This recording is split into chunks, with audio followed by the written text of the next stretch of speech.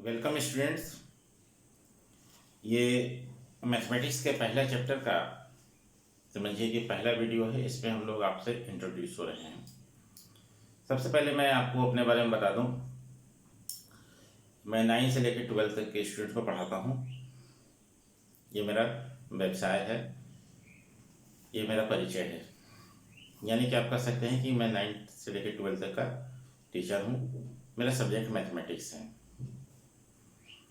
अब आइए बात करते हैं कि हम लोग जो जिस काम के लिए जुड़े हुए हैं, हमारा काम है मैथमेटिक्स को पढ़ना समझना। मैथमेटिक्स एक काफ़ी इम्पॉर्टेंट सब्जेक्ट है। कई एक बार तो ये भी कहा जाता है कि आपका मैथमेटिक्स ठीक हो गया तो साइंस का आपका बाकी सब्जेक्ट एक्सेप्ट बायोलॉजी ठीक हो गया। कैसे ठीक हो जाता है इसको समझना है। सबसे पहले बात करते हैं फिजिक्स की। फिजिक्स में क्या चीज़ है? फिजिक्स को कहते हैं एप्लीकेशन ऑफ मैथमेटिक्स। एप्लीकेशन क्या होता है? आप जो जानकारी लेते हैं, समझते हैं, उसको व्यवहार में लाना ही एप्लीकेशन कहलाता है। उदाहरण के लिए हम लोग क्लास 10 में मैथमेटिक्स में एप्लीकेशन ऑफ ट्रिग्नोमेट्री पढ़ चुके हैं। तो क्या था वहाँ एप्लीकेशन में? हम लोग साइन थीटा जान गए थे, कोस थीटा जान गए थे, टेन थीटा जान गए थे, यानी कि सारे ट्रिग्नोमेट्रिक रेशियो जो होता है उसको जान गए थे। अब यहाँ पर बात ये आती है कि इसका यूज कहाँ होगा। यूज कहाँ होगा? मान लीजिए कि एक ऊंचा सा पहाड़ है, आपको पहाड़ की दूरी को ज्ञात करना है। तो बहुत बार होता है कि पहाड़ तक आप पहुंच नहीं पाते हैं। बहुत बार ऐसा एक हो जाता है जिसको कि आप जा नहीं सकते हैं। तो करना क्या है कि पहाड़ से कुछ दूरी पर किसी बिंदु पर हम लोग चले जाएंगे, ज़मीन पर, समतल ज़मीन होगा तो, और वहाँ से उसके शिखर वो नैन कोण को देखेंगे। तो आप जानते हैं ट्रिग्नोमेट्री आप बनाए हैं, हाइट एंड डिस्टेंस का क्वेश्चन बनाए थे कि इसमें अगर क्या आपको त्रिभुज का एक साइड परपेंडिकुलर बेस या हाइपोटेन्यूस में कोई एक मालूम होता है और एक एंगल मालूम होता है, तो बाकी आप किसी भी अननोन साइड को निकाल सकते हैं। ठीक है, क्योंकि इसमें माना जाता है कि जो होता है एक समकोण त्रिभुज बनना जरूरी है। समकोण त्रिभुज कैसे होता है कि मान लीजिए कि शिखर से सीधे एक लंब डाला जाए जमीन पर तो 90 डिग्री कोण बनाएगा। व्यवहारिक जीवन में ऐसा होता है। मान लीजिए आपको पेड़ की ऊंचाई ज्ञात करनी है। इस एक्सपेरिमेंट को हम कराए भी थे, हमारे जो स्टूडेंट हैं इसको जानते हैं। हमने क्या किया था कि प्रोटेक्टर को लिया था और प्रोटेक्टर को लेकर के क्या किया था कि उससे जो है सो बीचों बीच जो पॉइंट जहाँ से एंगल मेजर करते हैं वहाँ से एक धागा को लेकर के और उसमें एक पाइप को फिट करके एंगल ऑफ इंक्लाइनेशन बनाने का इंस्ट्रूमेंट बनाया था। और मैथमेटिक्स का प्रोजेक्ट ही यही कराया था कि स्कूल में हमारे 3-4 जो है सो बड़े बड़े इक्विलिप्टस के पेड़ हैं। तो क्या किया था कि सिंप्लिसिटी के लिए ज़मीन से कुछ दूरी पर जो है ना एक बिंदु को लिया था। कोई भी बिंदु स्टूडेंट अपने हिसाब से ले सकते थे। वहाँ से उसके शिखर का उन्हें कोण को नाप करके और पेड़ के जड़ से उस बिंदु को दूरी को माप करके पेड़ की हाइट को निकाले थे। इसमें मैंने कुछ सुधार भी किया था जिससे कि कम प्रयास में जो है सो इसका जो है सो हाइट निकल जाए। उसके लिए मैंने क्या किया था कि एंगल को 45 डिग्री फिक्स कर दिया था। ठीक है, स्टूडेंट को बोला था कि आप जड़ से पीछे चले जाइए, उतना दूर चले जाइए जहाँ से आपको शिखर दिखने लगे 45 डिग्री के एंगल पर। तो जिस दूरी पर शिखर दिख रहा था और उस बिंदु से, ठीक है, जिस बिंदु पर शिखर दिख रहा था 45 डिग्री कोण पर, उस बिंदु से पेड़ की जड़ की दूरी को नाप लिया गया था, वही हाइट हुआ था। आप समझ गए होंगे कैसे होता है। सो बहुत सिंपल है। देखिए 10-45 डिग्री, 10-45 डिग्री होता क्या है? इसका वैल्यू 1 होता है और ये होता है परपेंडिकुलर अपॉन बेस। तो परपेंडिकुलर आपका जो है वो पेड़ की हाइट हो गई और बेस जो दूरी मेजर किए थे तो इसका वैल्यू 1 आ गया। तो यहाँ से P=B होने से आपको ज़्यादा प्रयास करना नहीं पड़ा और सीधे का सीधे जो है सो आप इसको निकाल लिए। तो ये सब जो चीज़ें हैं ये एप्लीकेशन है, ठीक है। तो एक नॉलेज है, उसका अंडरस्टैंडिंग है। जब एप्लीकेशन लेवल पर आप पहुँच जाते हैं, ये समझिए कि हाईएस्ट लेवल पर है, तब समझिए कि आपको उसमें पारंगत हो गए। सबसे पहले तो आपको नॉलेज होना चाहिए, फिर उसमें समझ होना चाहिए, फिर उसके बाद का लेवल होता है एप्लीकेशन। नॉलेज क्या चीज़ है, एक फार्मूला जान गए, उस पर बेस्ड क्वेश्चन को बना लिए, लेकिन वो क्या चीज़ है, ठीक है, ये समझना अगला लेवल है, तभी आप उसको अप्लाई कर पाएंगे। इसी तरह से आप फिजिकल केमिस्ट्री जो पढ़िएगा उसमें भी मैथमेटिक्स का एप्लीकेशन होगा। तो हम समझते हैं कि जो PCM ग्रुप के स्टूडेंट हैं उसके लिए मैथमेटिक्स जो है sir one of the most important subject है, क्योंकि ये समझिए कि पूरा आपका पढ़ाई लिखाई का पूरा आधार ही है। तो इस सब्जेक्ट को आप अच्छे ढंग से करेंगे। अब हम बात करते हैं कि हम लोग कैसे पढ़ेंगे ताकि हमको काफ़ी आसानी से सारी बातें समझ में आए। आपको मालूम होगा कि मैंने एग्ज़ाम के अगले दिन से ही, जैसे ही एग्ज़ाम ख़त्म हुआ था उसके अगले दिन से ही स्टूडेंट को फ्री मदद की है। आप समझ लीजिए फ्री मदद की 3 महीना तक। अब बहुत सारे स्टूडेंट्स उससे लाभान्वित हुए हैं। अब होता क्या है कि कई एक बार स्टूडेंट फ्री का कीमत नहीं समझते हैं, यही हुआ भी। तो मैंने क्या किया है कि उन्हें बताने की कोशिश की है कि आप 3 महीना में जो पढ़े थे वो क्या पढ़े थे। उन्हें तो बहुत लोग तो उसको छोड़ के ग्रुप चले गए, उनको लगा ऐसे ही है। कुछ लोग जो पढ़े भी वो समझे कि इसको मुफ्त के चीज़ जैसा ही पढ़ लेना चाहिए, ठीक है। जब पढ़ना होगा तो पैसा दे के कहीं और पढ़ेंगे, जब पैसा ही देना है तो कहीं और पढ़ेंगे। ये मेंटलिटी है। आप किसी की मदद करते हैं तो उससे क्या होता है कि इसका नुकसान होता है कि इसका मदद करने वाले का। ऐसा हुआ है। अब यहाँ पर मैंने क्या किया है कि मैंने जो भी चैप्टर पढ़ाया है, कुछ चैप्टर मैथमेटिक्स का और कुछ चैप्टर फिजिक्स का मैंने खुद उन्हें पढ़ाया है। अब मैं उन्हें ये बताने जा रहा हूँ कि मैंने जो पढ़ाया है और अभी वो जो पढ़ रहे हैं, ठीक है, तो उससे हमारी पढ़ाई कहीं कम नहीं थी, ठीक है। और मैंने जो पढ़ाया था उसके आधार पर IIT का कई क्वेश्चन सॉल्व कराया है। उसके लिए अलग से उन्हें कुछ करने की आवश्यकता नहीं थी। मेरे द्वारा दिए गए कॉन्सेप्ट सफिशिएंट थे, ठीक है। इसको उस ग्रुप में मैं आप लोगों को जोड़ूंगा, ठीक है, और वो लोग खुद बोलेंगे यहाँ हाँ सर ने तो इसे पढ़ाया है और इसके लिए मुझे अलग से कोई कॉन्सेप्ट की आवश्यकता नहीं थी। इसी कॉन्सेप्ट से मैं IIT के क्वेश्चन को सॉल्व कर पा रहा हूँ।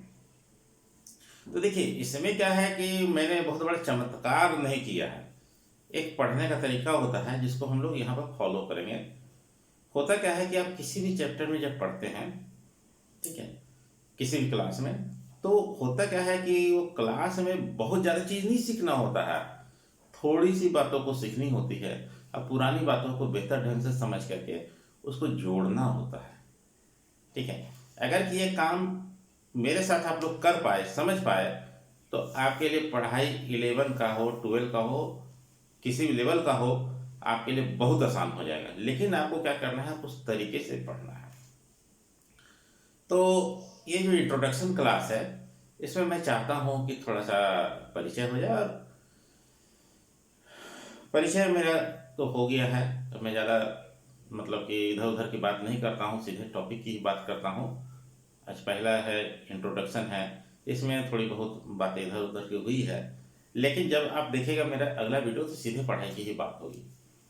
तो बात ऐसा है कि हम लोग जो पहला चैप्टर पढ़ेंगे मैथमेटिक्स का वो है सेट, जिसको हिंदी में समुच्चय बोलते हैं।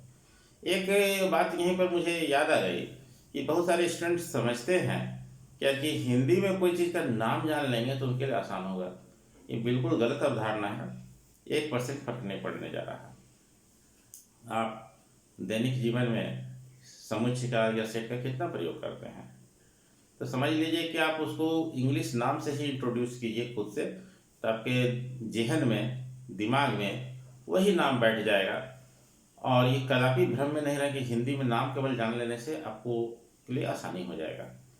तो इसलिए करना क्या है कि जो भी चीज़ है उसका जो नाम बताया गया है इंग्लिश में ही जानिए, क्योंकि इसी का यूज ज़्यादा होने वाला है। समय के साथ हम लोग को चलना है। मैं किसी भाषा का विरोधी या पक्षपाती नहीं हूँ, लेकिन आपके लिए क्या ज़रूरी है उस हिसाब से मैं काम करता हूँ, आप लोगों को भी उसी हिसाब से काम करना है।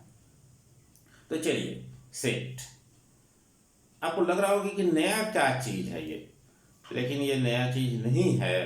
यही मैं आपको बताने जा रहा हूँ और वहीं से मैं शुरुआत करने जा रहा हूँ। नया चीज़ कैसे नहीं, कई बार ऐसा होता है कि बहुत लोग को हम जानते हैं लेकिन उसका नाम नहीं जानते हैं, उसका पता नहीं जानते, लेकिन फेस टू फेस जानते हैं, एकदम ऐसा जानते हैं कि अगर कि उससे पूछें आप कौन हैं, आपका नाम क्या है, तो उसको बुरा नहीं लग जाए, ऐसा डर होता है। ऐसा होता है कि आप, ऐसा हुआ है कि नहीं आप लोगों के साथ कि आप बहुत अच्छे ढंग से जान रहे हैं लेकिन उसका नाम नहीं जान रहे हो और उसका डिटेल नहीं जान रहे, लेकिन बहुत ही ज़्यादा परिचित हैं। सेट भी वैसा ही चीज़ है। कैसे, चलिए बताते हैं सेट क्या है।